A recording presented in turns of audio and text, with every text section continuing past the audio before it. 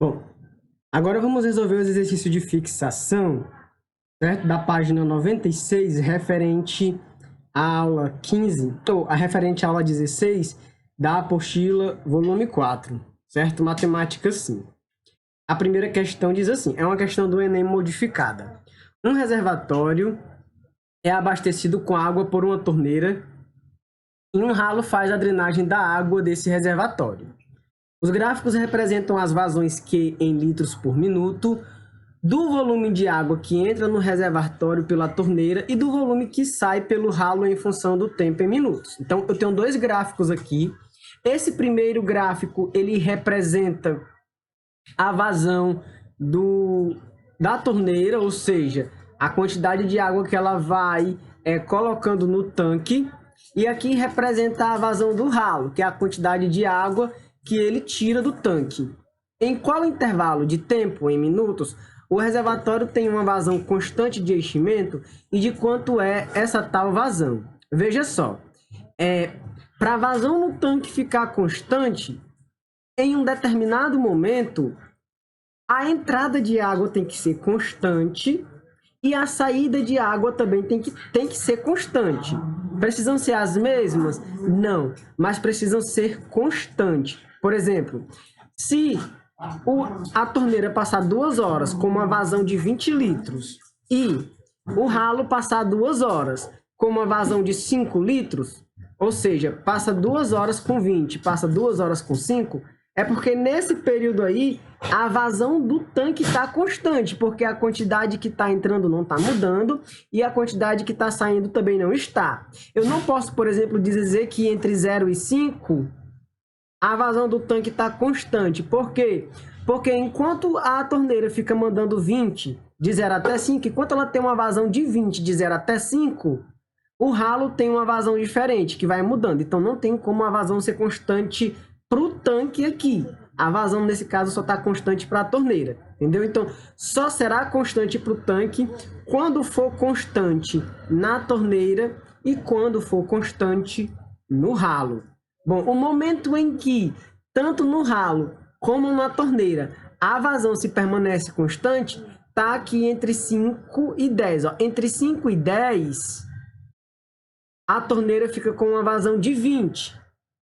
Entre 5 e 10, a torneira fica com a vazão de 5. Eu sei que entre 10 e 15, o ralo. Eu sei que entre 10 e 15 o ralo ainda está constante. Só que entre 10 e 15 a torneira não está, então eu não posso considerar esse intervalo. Eu só posso considerar os intervalos em que tanto a torneira quanto o ralo estejam constantes. Os dois ficam constantes entre 5 e 10. Ó. Entre 5 e 10 a torneira fica constante com 20. Entre 5 e 10 o ralo fica constante com 20. Então, nesse momento, a vazão do tanque vai ser sempre a mesma. 10 menos 5, 15. Então, vai ser num período de 5 a 10, com uma vazão de 15, o item correto, o item E. Então, para a primeira questão, o item correto é o item E. Ok? Então, vamos lá. Vamos para a segunda questão. Puxar aqui.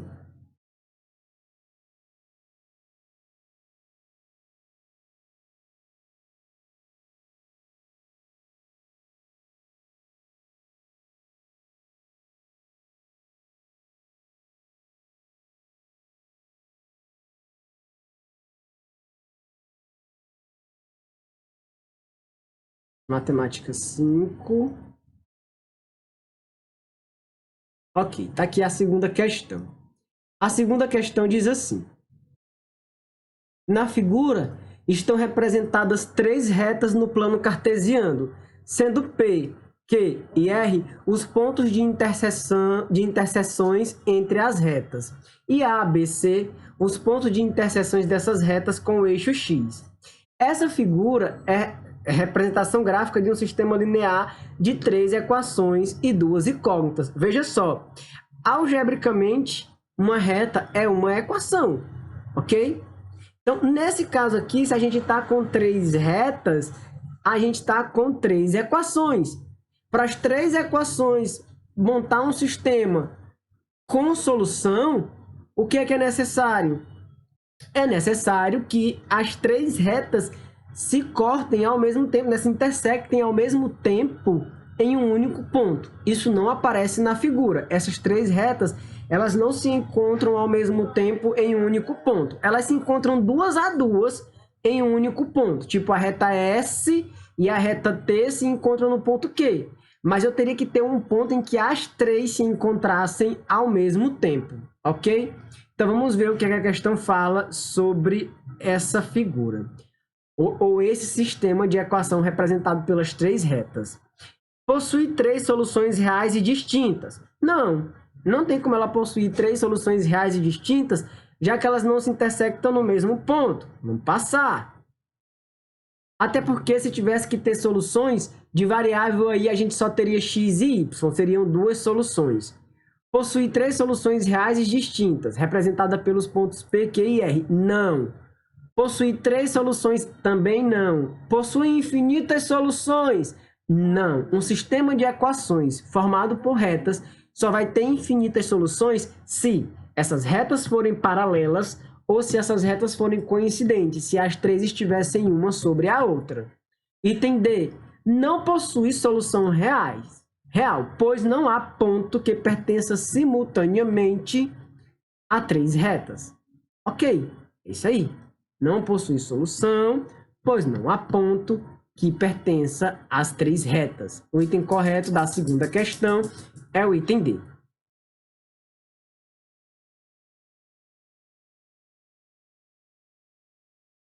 Ok, vamos para a próxima.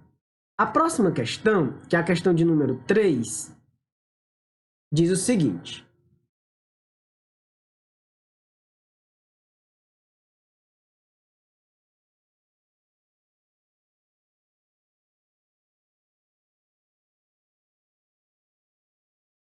Os pontos A0, 1, B1, 1, C1, 0 e D-K, com K maior que 0, formam o quadrilátero convexo ABCD com o eixo de simetria sobre a bissetriz dos quadrantes. Esse é o eixo de simetria sobre a bissetriz dos quadrantes ímpares. Ok? O valor de K para que o quadrilátero... O valor de K para que o quadrilátero... Vamos aumentar aqui. O valor de K para que o quadrilátero ABCD seja dividido em dois pontos de mesma área ou seja, esse quadrilátero aí em questão, ele vai ser dividido nessa região azul e essa região amarela.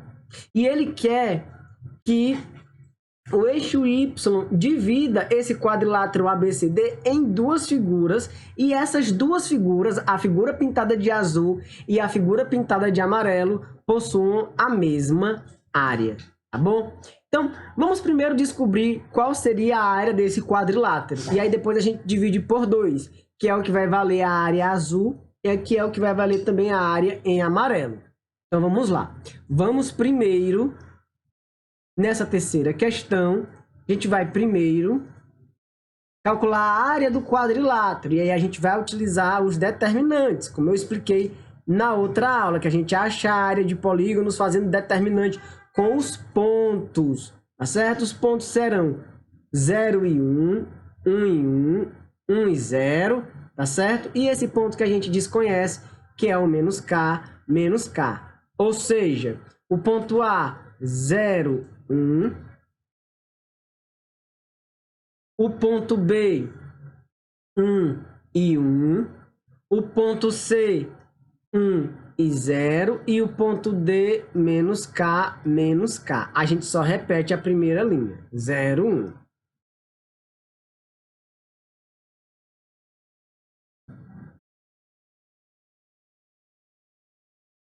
Ok? Então, vamos fazer o determinante. Aqui vai dar 0. Aqui vai dar 0. Aqui vai dar menos K. Ok? Vou aumentar aqui.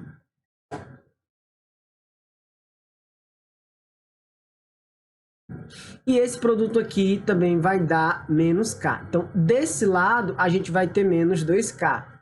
Voltando, esse produto dá 1, esse produto dá 1, esse produto dá 0 e esse produto dá 0. 1 mais 1, 2. Então, o determinante aqui, ele é menos 2K menos 2. A área de um polígono é dado por 1/2 do módulo do determinante. Então, a área vai ser 1/2 do módulo de menos 2K menos 2. Que, claro, isso daqui vai ficar positivo. Vai ficar 2K mais 2 sobre 2. Então, a área será, dividindo tudo por 2, K mais 1. Essa é a área do quadrilátero ABCD. É a área desse quadrilátero.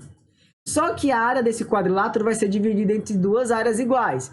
A área que vai representar a região azul e a área que vai representar a região em amarelo. Então, se eu quisesse calcular, por exemplo, a área da região que está em amarelo, e aí eu vou abrir aqui mais um retângulo para a gente continuar a resolução nele.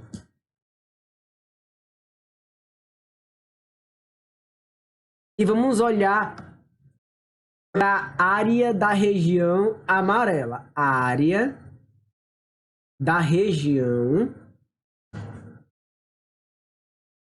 amarela. Para a área da região amarela, o que é que a gente verifica? A gente verifica um quadrado de lado 1 e um triângulo retângulo que tem um dos catetos igual a 1. E esse pedaço aqui que a gente desconhece, ok? Então, o que a gente tem é o seguinte. Um quadrado de lado 1, ok? E ligado a esse quadrado, a gente tem um triângulo retângulo que a gente não conhece.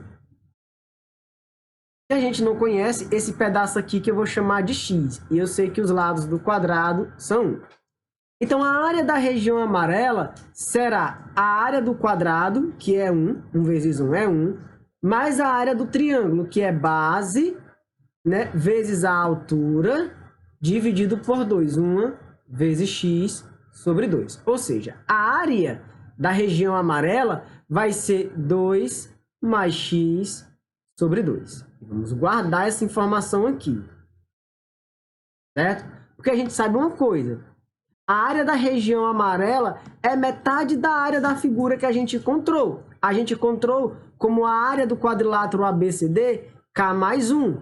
Significa dizer que 2 mais x sobre 2, que é a região amarela, é metade da área do quadrilátero, que a gente colocou como sendo K mais 1. Então, eu posso fazer uma relação aqui entre K e X, no caso a metade, né? Se K mais 1 é a área do quadrilátero, a região amarela fica com essa metade. Cancelando 2 com 2, a gente já tem uma expressão aqui, ó, que 2 mais X é igual a K mais 1. A gente pode até dizer que o X é K mais 1 menos 2. Podemos dizer que X é igual a K menos 1. E guardamos essa informação que vai ser importante em um outro momento. Vamos agora olhar para a figura azul, ok? Vamos calcular agora a área da região azul.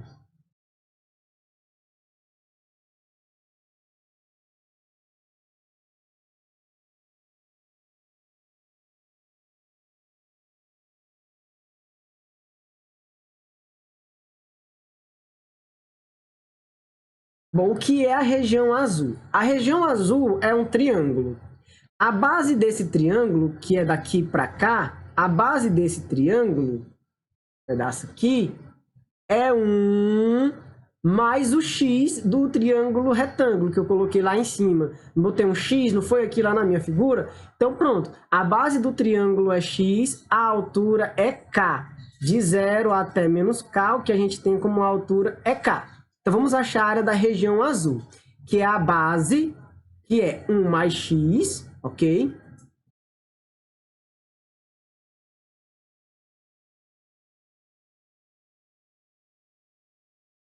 Melhorar.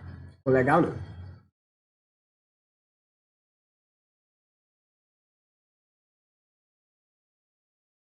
certo?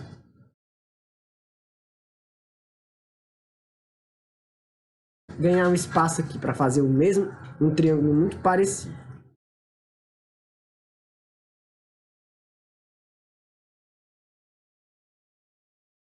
Pronto. Aí eu sei que um pedaço vale 1, porque é ao lado do quadrado. E o outro pedaço eu chamei de x.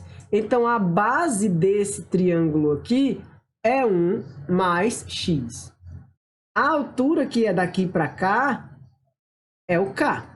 Então, como é que fica a área? A área da região azul é base, 1 mais x, vezes a altura, que é k, dividido por 2. Mas isso aqui é a metade da área do quadrilátero, ou seja, é a metade de k mais 1. 1 mais x vezes k sobre 2 é igual a k mais 1 sobre 2. Okay? Então, daqui, a gente pode fazer uma substituição. O que é que a gente sabe? Que x é k menos 1. Está aqui em cima, ó. X vale k menos 1. Então, vou fazer uma substituição aqui. No lugar do x, eu vou colocar k menos 1. Vou abrir outra região aqui, ok? Para a gente terminar as contas nessa nova região, esse novo retângulo.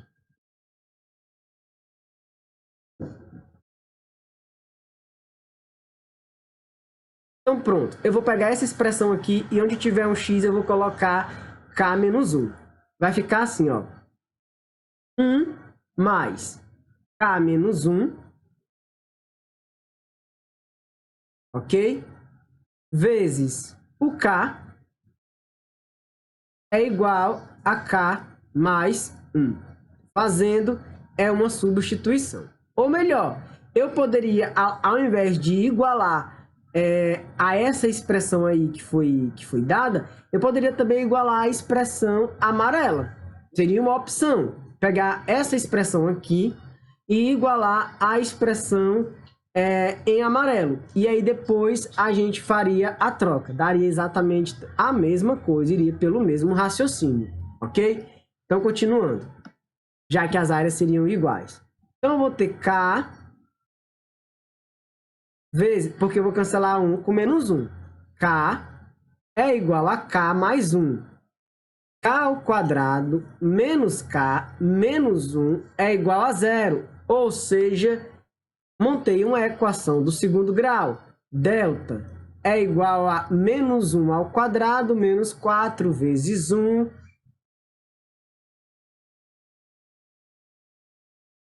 vezes 1 vezes menos 1.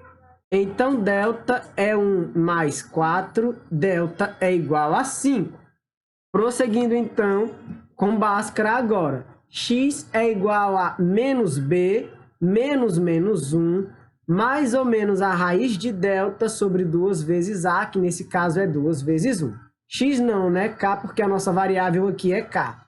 Então, o K1 vai ser 1 mais raiz de 5 sobre 2. E o K2 vai ser 1 menos raiz de 5 sobre 2. Raiz de 5 é maior que 1. Essa resposta aqui não vai servir para a gente porque ela é negativa e a gente está falando aqui, no próprio enunciado diz que o K é um número positivo. Tá? A nossa resposta vai ser K igual a 1 mais raiz de 5 sobre 2. O nosso item correto será o item... Vejamos aqui. O item é 1 mais raiz de 5 sobre 2. Vamos então para a próxima questão. A próxima questão diz assim: os pontos... Passei demais.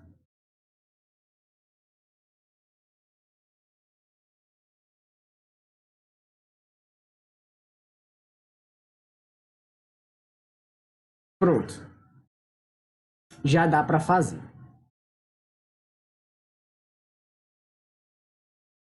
Os pontos A, B, C, D, E e F determinam um hexágono regular.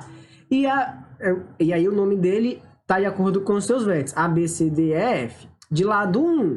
Okay? Então, cada lado desse hexágono aqui vale 1.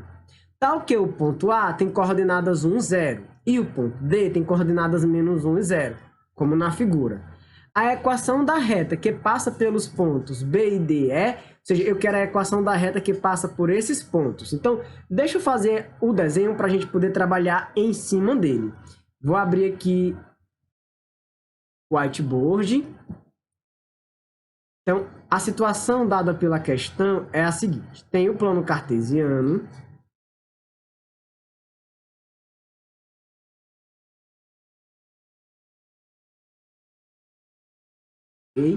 Tem um hexágono colocado nesse plano cartesiano.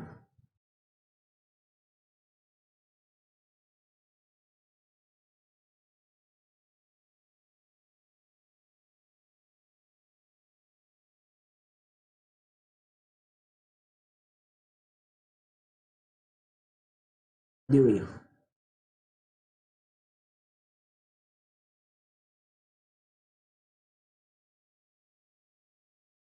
E aí, as informações dadas sobre esse hexágono é o seguinte. O lado do hexágono é igual a 1. E esses pontos aqui, que estão representando os vértices do hexágono, eu sei que no eixo X a gente tem menos 1, 0, 1, 0. Essas são as informações dadas sobre esses pontos, ok? Aqui, por exemplo, é 1, meio, né? Vírgula 1. E por aí vai. O que é que eu quero? A questão pede para a gente calcular a equação da reta que passa por D e B.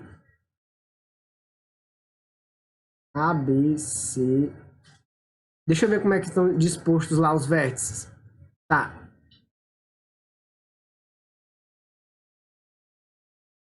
O A não é aqui. E o C não é aqui. Os vértices estão expostos da seguinte forma. A, B, C, D, E e F. E ele pede para a gente escrever a equação da reta que vai passar por D e por B. Ora, para escrever a equação da reta, eu preciso de 2 pontos ou eu preciso de um ponto ou eu preciso de um ponto. Aqui não é 1, né? Detalhe, que horror. Ou eu preciso de um ponto e um ângulo. Dá para a gente achar o ângulo. Ó, é possível achar essa angulação aqui. O ângulo interno de um hexágono, é 120. Esse ângulo aqui é 120 graus. Logo, para fechar 180, cada um desses ângulos que eu estou pintando aqui nas laterais valem 30 graus.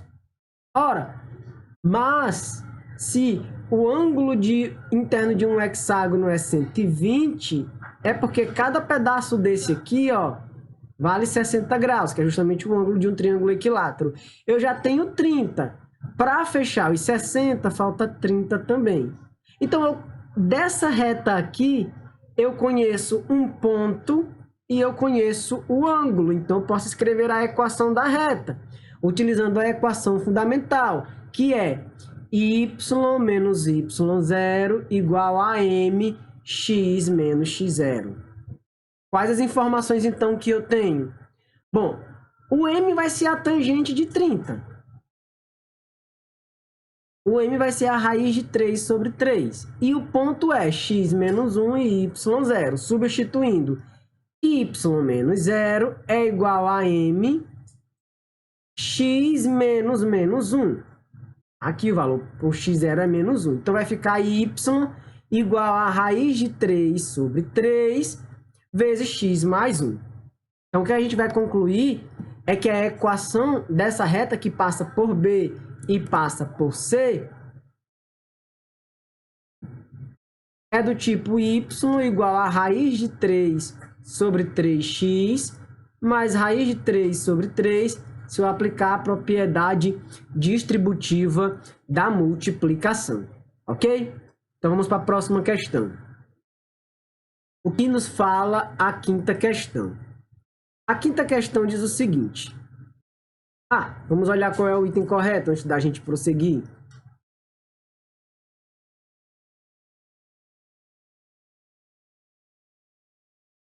Se tem o item, né? Pronto, é o item B. Raiz de 3 sobre 3x mais raiz de 3. Agora vamos para a próxima questão. Na malha quadriculada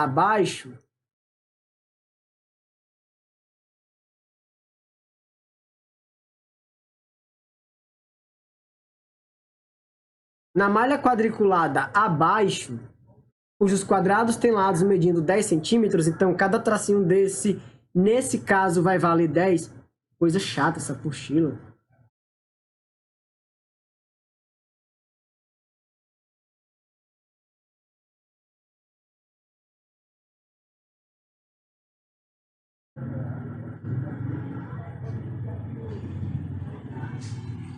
Nesse caso, cada quadrinho vale 10, ok? E ele diz assim: encontra-se o mapa de um tesouro. Esse é o mapa de um tesouro. O que é que se sabe sobre o tesouro? Sobre o tesouro, sabe-se o seguinte: ele encontra-se na direção determinada pelos dois pinheiros. Esses dois pontos representam o pinheiro. A direção dos dois pinheiros é a reta que passa por esses dois pontos. Significa dizer que o tesouro está na direção da reta que vai passar por esses dois pontos, ok? E segundo, ele está a 110 metros a leste do muro. Então, vejamos. Eu vou fazer a equação da reta, me baseando exatamente na reta que passa por esses dois pontos aí do pinheiro, ok? Eu vou chamar de P1 e P2. Vamos colocar as coordenadas de P1 e P2.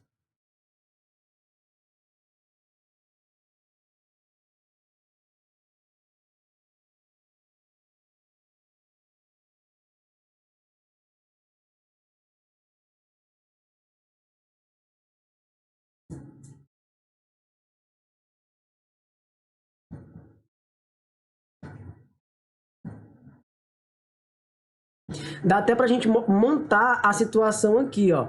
Tem um muro.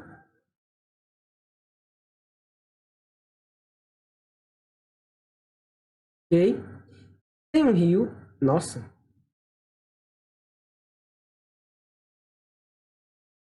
Botar um muro mais bonitinho.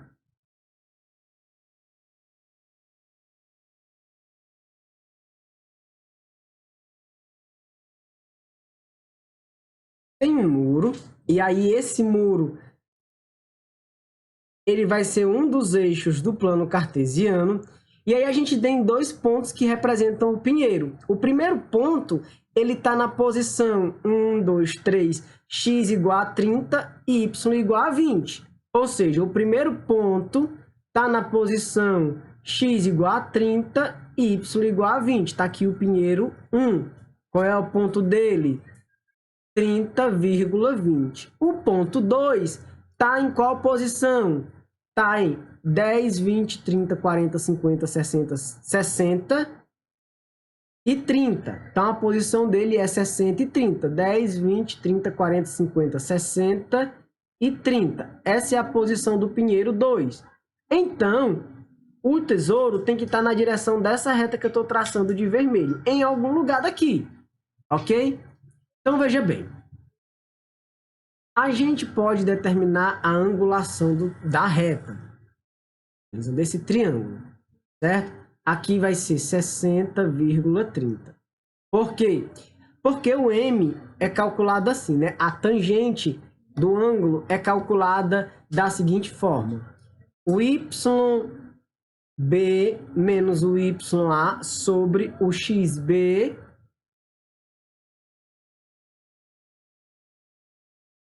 sobre o XB menos o XA.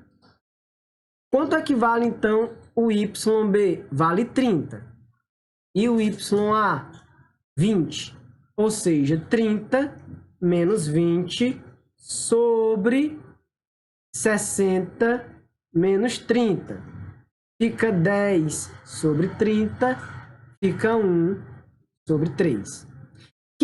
Então, onde ele tiver, como o tesouro está nessa mesma reta, a angulação dele, a tangente dele com qualquer outro ponto na equação da reta é de 30 também. Ou é de 1 sobre raiz de 3 também. Vamos ver as informações sobre o tesouro. O tesouro está a 110 metros a leste do muro. Ou seja, a leste do muro, o tesouro está a 110 metros. Ou seja, indo de 10 em 10, o que é que a gente teria para o tesouro? Eu teria que ir na direção horizontal 11 tracinhos. 1, 2, 3, 4, 5, 6, 7, 8, 9, 10, 11. Então, ele está nessa direção leste, certo? A 110 metros. 1, 2, 3, 4, 5, 6, 7, 8, 9, 10, 11. Em algum lugar daqui que eu não sei quanto vale. Que eu ainda não sei quanto vale. A única coisa que eu sei e que eu posso garantir é que essa distância aqui vale 110 e essa distância aqui vale 110, ok? Que o ângulo é o mesmo, ou seja, que o ângulo que está bem aqui será o mesmo ângulo bem aqui. Então, vou desenhar esse triângulo retângulo aqui embaixo com essas informações que a gente sabe. A gente sabe que daqui para cá vale 110 e a angulação tem que ser a mesma lá que eu tenho entre os dois pinheiros.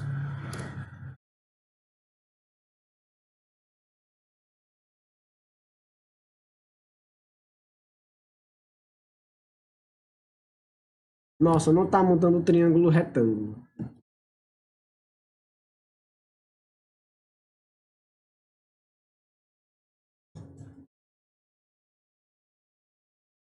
Acho que agora não queria, né, montar esse triângulo. Deixa assim.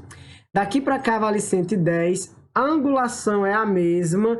E eu preciso saber essa distância aqui. Para que eu possa saber exatamente a que distância ele vai estar da margem do rio. Que é o que a questão pede para a gente calcular. Então eu vou chamar esse pedaço aqui do rio.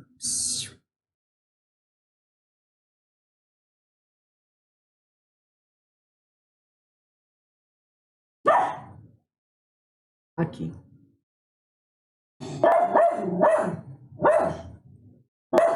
Eu vou chamar esse pedaço aqui de x. Ora, mas se o ângulo é o mesmo e eu fizer a tangente, se eu fizer cateto oposto sobre o cateto adjacente, o que é que eu vou ter? Eu vou ter a tangente de θ. E a tangente de θ a gente já sabe quanto é. A tangente de θ é 1/3. Ok? Já que é o mesmo ângulo. Fazendo o meio pelos extremos, a gente vai ter que 3x é igual a 110. X é 110 dividido por 3. Então, a gente vai ter aqui... Por 4 não dá, tem que ser por 3. Vai dar 36,666. Vai dar uma dízima. Eu vou arredondar para 36,7. Como a questão quer saber a distância do tesouro, que vai estar bem aqui, até a margem do rio, então eu vou pegar o 36,7 e como a distância de um quadrinho para outro é 10, mais 10, vai dar 46,7. O item correto é o item, se é que eu acertei a conta, o item correto é o item D, 46,7. Item correto, item D.